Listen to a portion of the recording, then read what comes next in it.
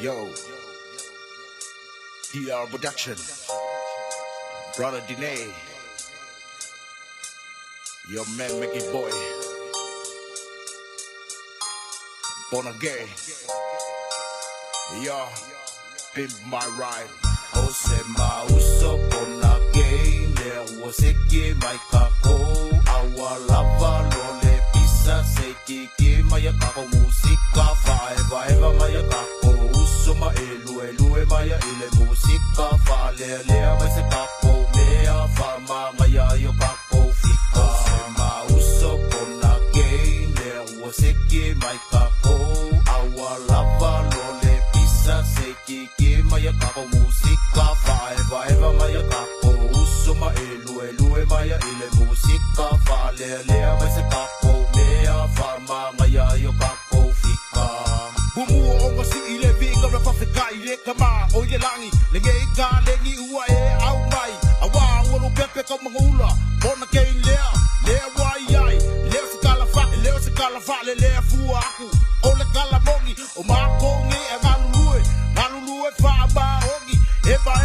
mai asi mai eke kali komu wa ai o se pisa ai o se bebesi epi va solo ako au fika ele ka lengi ese eke bawa ile Born Again usi yaka se komu bala insingia bale au mafia sauyai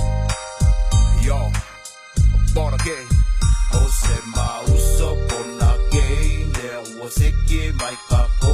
awalava lole pisa seki ki maya kako musika, faeva eva maya kako, uso ma elu maya ile musika, fa lea mai se kako, mea fama maya yo kako fika. Born Again never mai au fika ua kele ka avale wai ila folinga sui foi ka maso skuainga skai ke fia ai ma eva ai ma konge au ngaso se mea e fia ba fuka sau ile Born Again nea ma walo fia pe eva ma e kama seki ma ko pe ai kala goa ma e basta pai ka vale le ai so pole ua pes Born Again we can pimp you right Born Again right Born Again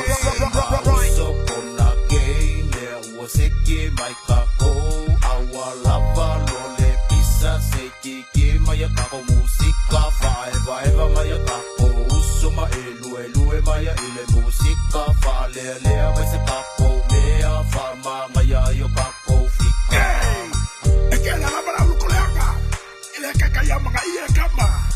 yeah best of Born Again yes man. Osema uso Born Again, leo seki mai kako,